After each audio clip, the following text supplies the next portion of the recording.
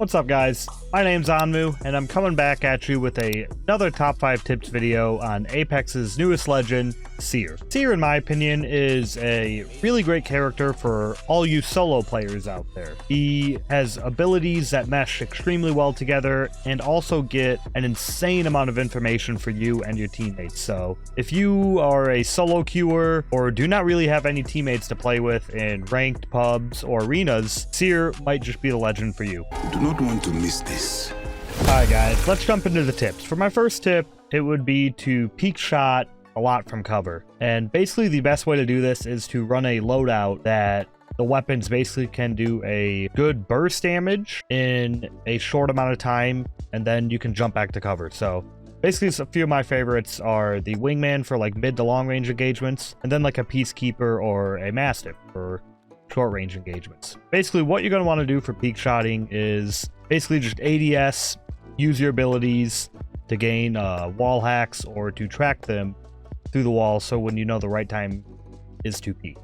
And this clip basically right here showcases it. You see that this team pushes up behind us. I end up using my Q right here to hit the other two. A Gibby ends up jumping behind us. Probably shouldn't have done that. He pushed without his team. I hit a massive 24 with our PK. I kind of missed him a little bit. Shot a little bit too early. But we end up dropping him. Then I turn around and I see this guy in the tube with me. So basically, I just wait till he gets into the tube, peek shot him, do 100 damage, and I see his health bar up there. I know what my health is. I see that he doesn't have a shotgun or anything, so this fight is really easy, and I basically get a free knock without taking any damage simply because I'm peek shotting the guy. Can't really trade it unless he has a shotgun. That's basically what you see right there. Then after that, we just basically collapse on this guy, and it's basically a free fight. This is just solo. We end up winning the game after this. Easy dubs. Ranked, I don't know, 122. We're going up in the world. You already know. My next tip for you guys would be to basically just use your Q to follow up damage in a fight, to either stop them from healing, or just use your Q to make sure you hit all of them so they're tracked for 8 seconds for you and your teammates to make it fight a lot cleaner. And that's basically what this clip is going to showcase right here. So you see we're shooting at this guy. I end up doing a lot of damage to him really quickly, so I end up starting to move up. My teammate throws his ultimate to basically force him onto this wall to make sure they're all getting pulled here.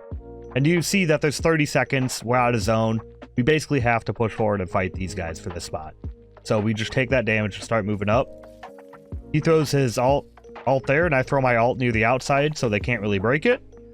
And once I see this, I see that they were all tracked in this corner. So basically, I just run to get another angle over here.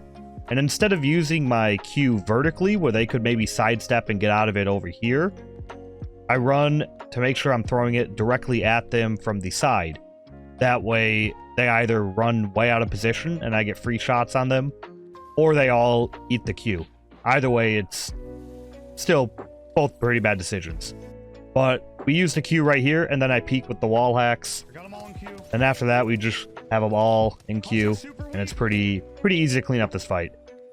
But in ranked or even competitive, coordinating the abilities like this basically make the fight that much easier for you and your teammates, so nobody gets knocked and runs the risks of getting third-partied and potentially just losing your game. My next tip for you guys would be to basically just, while you're running around, keep constantly ADSing every now and then, just to make sure that nobody's around you or nobody's in your line of sight. And I don't really have any gameplay to show this. I feel like well, I do have gameplay, but I feel like just explaining the heartbeat sensor and how it works and what the different icons and symbols mean will be a lot easier for people who might not understand. So there's basically 2 things that the heartbeat sensor, well, I guess 3 things that it can show when you're ADSing.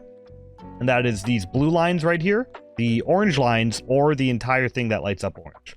So the blue lines basically mean that there is an enemy within 150 meters of you, because it's not in this cone. If it was in this cone, it would be orange. And it also means that they have line of sight on you. So basically, once I'm standing here, I can interpret I don't see anyone here. I didn't see anyone here, so I can assume, since it's pointing above the reticle, I'm assuming they're up there. on the Tower of Thermal. That's actually where they were. Then this one showing this way, that didn't have any line of sight, but I could assume that maybe somebody was over here on a head glitch. I didn't really know. All I knew was somebody was to my right within 150 meters of me that had a line of sight. This picture just basically shows the orange one. You can see that it means there's an enemy within 30 meters of me. And since this all isn't lit up, like you'll see in this next picture, you'll know that you're not pointing right at him. So, know he's within 130, I mean, not 100, sorry, 30 meters of you. You know he's to the right. And this one basically just shows, like, see how it's all lit up? That means you are aiming right at somebody. But also when it's all lit up, it still shows the lines right here, so you know there is another person up to the left from where you're aiming at. And then this next picture basically shows that literally all three of them can work in tandem.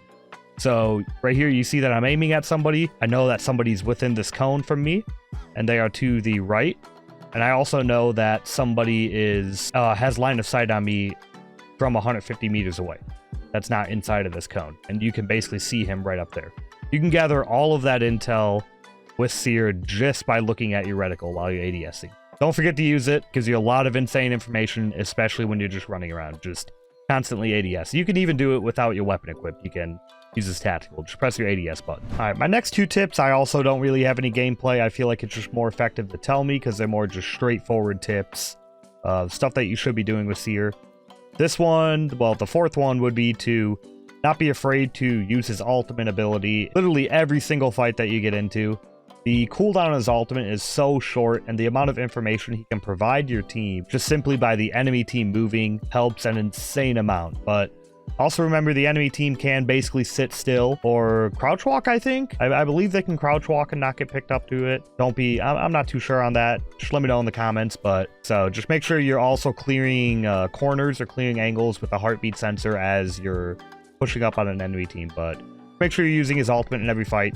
Comes back in like 90 seconds. So, and it also helps if you're getting third party. After you wipe a fight, a third party shows up, they'll run into the radius of the ultimate and it picks it up and pretty much gives you a notification at the bottom of the screen that there's more enemies in the ultimate radius. So use it in every fight. End of story. My fifth and final tip would basically be to time your Q to either cancel reses, respawns, healing. You can even time it with a push because the people that you hit with your Q get stunned for a brief amount of time, and it kind of like hits them with like a flashbang effect, like on their screen. So if you time it with your teammates pushing, they can pick up some really easy kills and make the fight that much cleaner. So don't just be throwing it around. If you can use it strategically, it's usually going to be the difference between a really clean fight and a potential teammate from getting knocked, like I was saying earlier. That comes to an end to my tips video, guys. Thank you guys for watching to this point, and I hope you enjoyed it, to say the least. I also hope you guys are enjoying Seer and the Season 10 of Apex Legends. So comment below what you guys would like to see next, but also comment below like some of your favorite things of the season and really some of the things that you don't like. I mean, we might make some videos in the future based on potential balancing, what we think of, stuff like that. So let me know. But with all that being said, guys, my name's Onmuu, and I will see you all next time.